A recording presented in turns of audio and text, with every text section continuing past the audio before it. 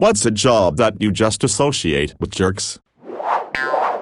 I used to do event catering, big concerts, and almost everyone was cool, even the artists, except Alan Jackson, who seemed to go out of his way to be an asshole. But once in a while someone who worked for an artist was just flat out shitty. I get that in a way that's their job, so the star doesn't have to, but it was so unnecessary. By far the worst example of this I ever witnessed was a tour manager for Dolly Parton. Now Dolly herself was very gracious and short, like I knew she was short, but not that short, but her employee was horrid. Also cool, Bonnie Raitt, Steve Miller and Robin Williams, and none of their people were jerks.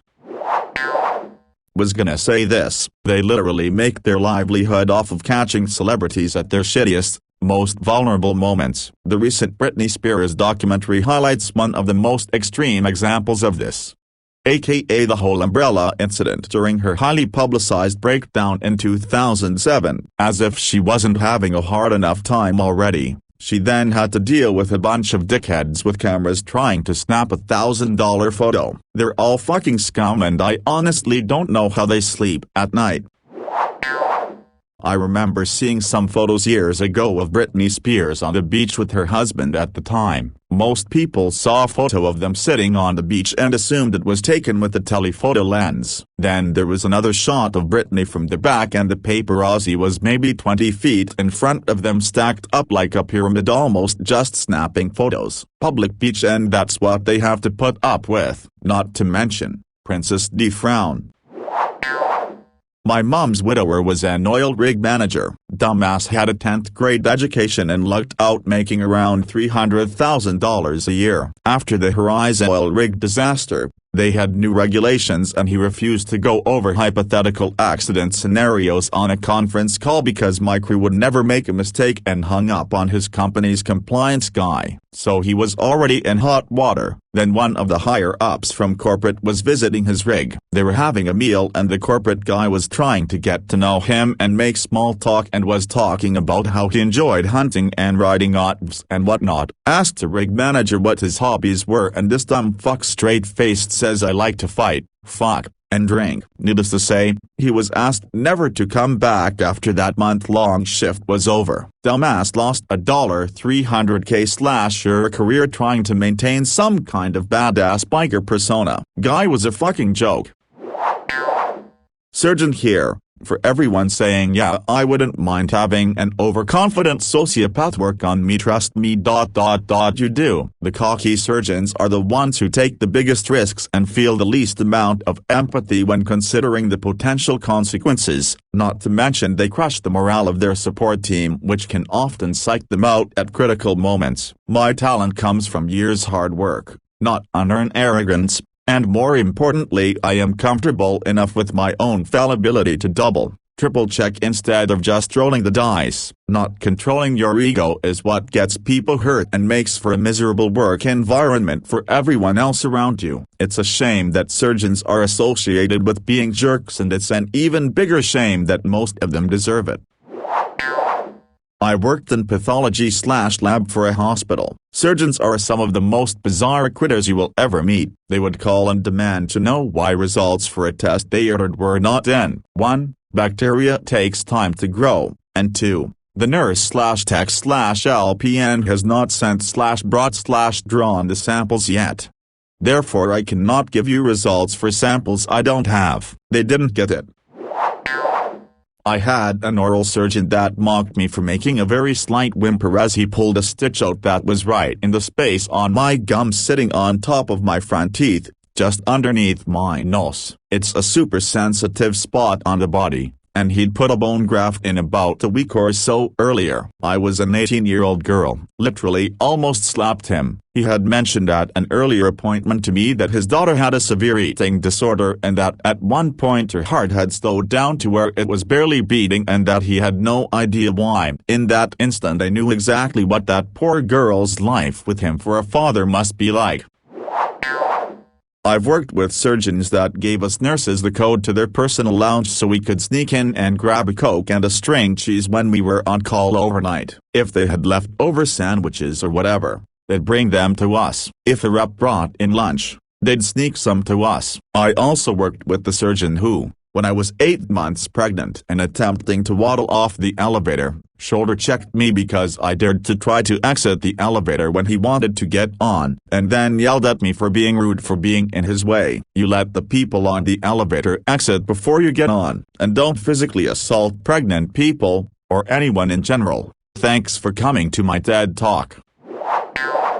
Some people in this thread have spoken about some surgeons having a god complex. Many lawyers have a gladiator complex. They record craft and mastery of complex legal principles can save clients tons of money, so they literally consider themselves gladiators who are fighting for the prize. It would funny if it isn't so fucking infuriating seeing them behave like absolute cunts. So, after my dad died, I found out he was behind on his taxes. The IRS agent I worked with was actually super nice about everything, and when I told him I was surprised. He told me they often have to act like jerks because they're often dealing with jerks. Sure, some of them are that way all the time, but let's be honest, even in retail, there's always that one employee who thinks they're God's gift. I mean, maybe I just got super lucky. But I've talked to others who've said similar things. As long as you're communicating with them and trying to get things under control, they'll work with you. Don't talk to them, or be a jerk to them, and they don't have to worry about being told off by their boss for being a jerk right back to you, because they aren't customer service. They don't have to worry about if you're happy with their service or not. Just my personal experience. All the IRS agents I've ever dealt with have been some of the most genuinely helpful and considerate federal employees I've ever had contact with. If you're not at the level where you've got a team of lawyers involved, they really just want to help you get your case resolved. That said, they're not going to bend any rules or let anything slide in their quest to get your case resolved, or they wouldn't be IRS agents. In high school, I worked for a survey call center. I got sick of getting shit on by everyone, so I started to pretend to call and randomly fill out myself. My success rate was so high they listened in, and then I got fired. When I got fired, he said it was gonna take 2 supervisors a week of full days to correct the integrity of the survey. Lol. Head chef. I made it to Sue's before leaving traditional kitchen work. They're all fucking miserable unless they own the place and are so rich they can just pay someone else to do the work. The executive chef at my last gig, owner, liked to show up to manager meetings in a car that costs $200,000. I couldn't convince the people in charge of payroll that the reason we couldn't find and retain decent prep cooks was the fact that they paid minimum wage. Also finance brothers, they're all douchebags. I have worked in kitchens for 10 years and have met only 2 solid head chefs. One was a female who was a whiz at the craft, and another is my current head chef who also owns the restaurant. He is a great guy and rarely gets angry. You know you're a good head chef if you get invited to kitchen parties and whatnot, when staff can be comfortable around you outside of work. It's what head chefs should strive for. Look, I'm sorry, but the head chefs I've known have been such fucking narcissists. They all try as desperately as possible to show off how hard they are. People romanticize it, but it really starts to feel super performative and childish. Like, I know it's a tough job, dude, but you're a goddamned asshole. They've all acted like they're absolute gods. Also, they tend to have that simultaneous superiority complex. Like, I've had chefs say to me people think him a nobody because I work in a kitchen, but they have no idea how much genius this takes, or some variation. I feel like living through a few religious communities. I no longer believe once a religious leader passes a certain hierarchy placement up the religious ladder of leadership, they know it's all a scam, is a tax-free money grab every Sunday and multiple days in between. Once you learn to make up bullshit events once you're working full-time to scam honest people from their hard-earned money, it's fucking disgusting and makes my blood boil.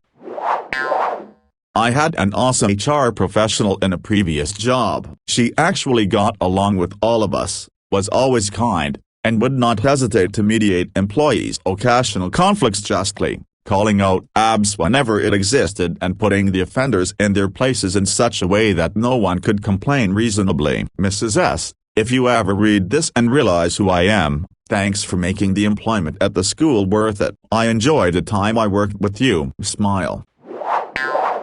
I fucking loathe HR departments and the useless people who staff them. Nothing fills my heart with hatred more than thinking back to how much incompetent, corrupt HR has fucked me over during my lifetime. I fantasize about becoming obscenely rich, buying a half-dozen cruise ships, putting on a fake HR mega conference in the Caribbean, filling all boats with HR personnel and then sinking them. I'd sit on my yacht with a cigar plus whiskey and laugh while it happened. My wife won't get to see me when I die because my dying wish is to have all the HR staff I dealt with over my life be sent to my deathbed so I can tell them all to go to hell one last time. In fact, if there is a heaven and hell, I would gladly forfeit serving in heaven for chance to reign in hell. If Satan promised to send all HR personnel to my own circle where I would force them to fill 12-page benefits forms with shitty nearly dry ballpoint pens for all eternity. I've had debt collectors calling my work phone for 6 years now. For the last guy who had the phone number, gee, wonder why he changed it. Tried to explain to them a whole bunch of times that Michael's not here, Michael gone. Don't know Michael. I have no interest in what happens to his credit score. And surprisingly, I have no number I can give them for this Michael I have never met or dealt with in my life. The calls have dwindled to just once every week or so now. One of the regulars is sure I'm Michael and one of these days she'll catch me out. Likes to say hi Michael. Like someone talking to a friend when I answer. I was simply curious and applied for a job at a local collection place in my early 20s. I had no intention of working there, but I was bored. And my GF's uncle was a lawyer that sued debt collectors for breaking the rules, so I was interested how real his nutty stories were. I passed the first screening, and got into sessions with their trainer to evaluate me on mock collection situations. Holy crap. Basically worked out that I was to figure out what assets they had that they could sell, or get loans against, or all sorts of stuff to pay off old unsecured debt, which is the exact wrong thing to do. In one case, I should have tried to convince a guy to sell his truck, which he needed for work, or another to go get a payday loan, WTF, to pay us off, when the argument was I'll pay when I get paid.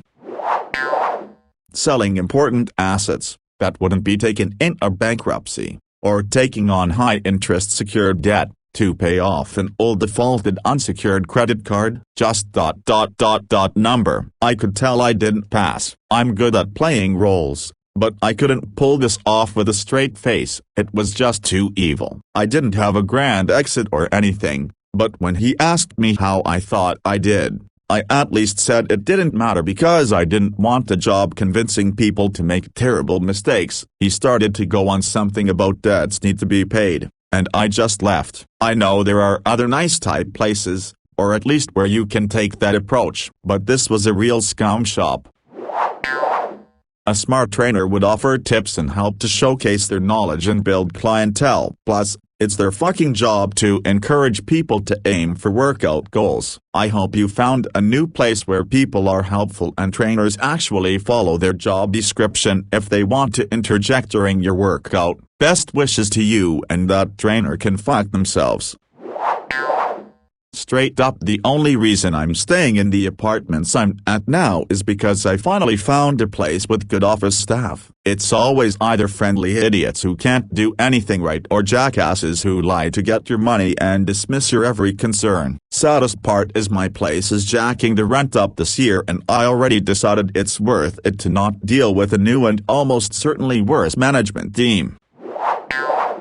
Oh, my God. In July, I was notified that my rent was going to go up by till the 25%. I was to start paying more for base rent and pet rent after paying one-time pet lease fees and document fees. I had a week to decide whether or not to move out. With the current housing market, I had little choice but to nut up and just go through with the lease for another year. In this span of time, My fridge started freezing everything due to an irreversible design flaw. The maintenance man said I needed a new fridge. He called the apartment manager as soon as he diagnosed the problem while still standing in my kitchen. I was without a functioning fridge for at least 3 weeks. When I went out to sign the lease, I tried to haggle off the bullshit document fee because I'd been without an appliance that was supposed to be included in my rent. The apartment manager said, and I quote, "That document fee is how people like me make money. So you're telling me that you're literally making shit up so you can take my money and put it directly in your pocket?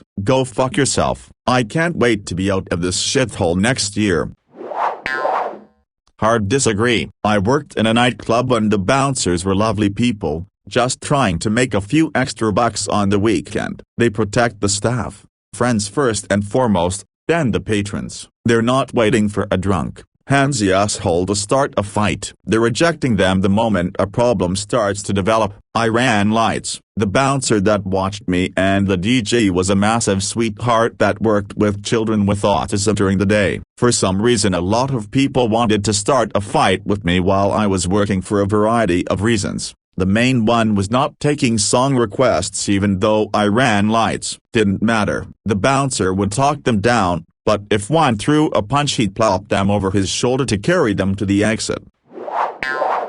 Speaking from the perspective of being the son of one of these, currently working in a gas station where I interact with these people multiple times a day, and above all else, having been an employee at the Home Depot, construction workers, they are consistently the worst people I meet on a regular basis. Rude, petty, entitled, and worst of all, fucking creepy towards women. Oh, and from what I've seen, drunkards too, on and off the job site. I had female co-workers at Home Depot who was constantly sexually harassed by many of the construction workers who came in, and we weren't allowed to do anything about it. They said it was company policy, but we all knew it was because these construction companies spent so much money there that we couldn't touch them. Understandably, most of them left. And I won't even go into detail about my father. Just know he's a narcissistic, abusive piece of shit. And lo and behold, most people I've talked to who had a construction worker parent experienced close to the same home life I did. I know I have a bias, but that bias comes from experience. I'm sure there are good people who work in the field, but I have yet to meet them. TLDR, I associate construction work with jerks. Edit. Wow, this blew up. I go to bed and my notifications are just destroyed. I'll add one thing I forgot to mention before. Plus they're disgusting slobs. Where I work now, we have a roller grill where customers can grab hot dogs and such using tongs. Guess which group of people consistently uses their bare hands after they've gone to the bathroom, and more than likely didn't wash said hands. Hence why you should never buy gas station hot dogs. You're welcome, Internet.